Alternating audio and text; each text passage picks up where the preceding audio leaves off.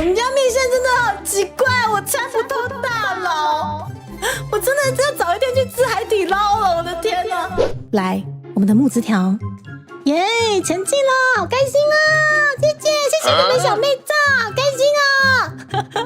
谢谢你们小妹照，我的木枝条来到30万了，哦，好爽哦！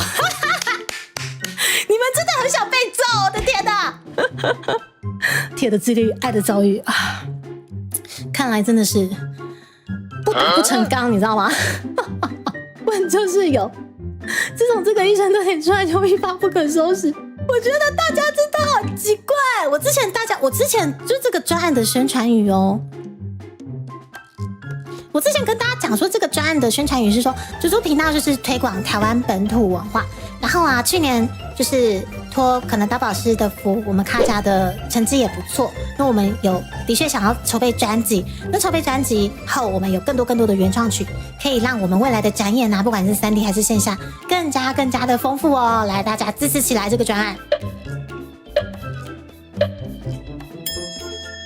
一片死寂。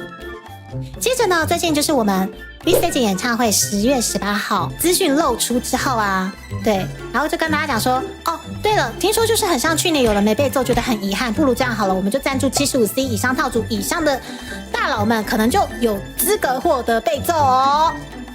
哦，我要被揍，我要存钱哦，我要多存接几个影片，这个要被揍哦，我要爆肝哦，迪卡揍我，拜托揍我。休息嘞，马上我们专案来到了30万。